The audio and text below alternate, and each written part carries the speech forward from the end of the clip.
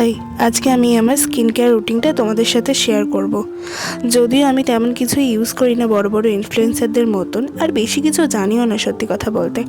তো আমি কম খরচে কীভাবে স্কিন কেয়ার রুটিন ফলো করি তো সেটাই আজকে দেখাচ্ছি। প্রথমে ভালো করে মুখটা ফেস ওয়াশ দিয়ে ধুয়ে নিয়েছিলাম এবং নিভিয়া ক্রিম মেখে নিয়েছিলাম।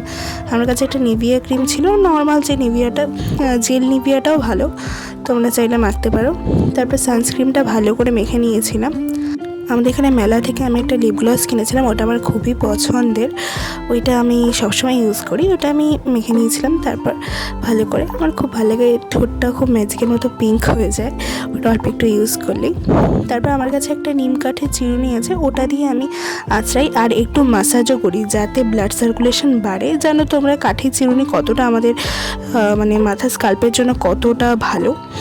আর তোমাদের জন্য একটা হেয়ার সিরামের ভিডিও বানিয়ে দিয়েছিলাম, ওটা ইউজ করার পর আমার চুল পড়া বন্ধ হয়ে গেছে আর অনেক বেবি হেয়ারও হয়েছে। শীতে তোমরা সকলেই জানো খুবই চুল উঠে যায়, তাই আমার মায়ের এই ঘরোয়া সিরামটা আমি 1 উইক ইউজ করার পরেই অনেক ফল পেয়েছি। তোমরা চাইলে ভিডিওটা গিয়ে এক্ষুনি দেখে আসতে পারো। আবার তোমাদের সাথে কালকে সন্ধ্যাবেলায় দেখা হচ্ছে। চলো টাটা, আমার চ্যানেলটা সাবস্ক্রাইব করে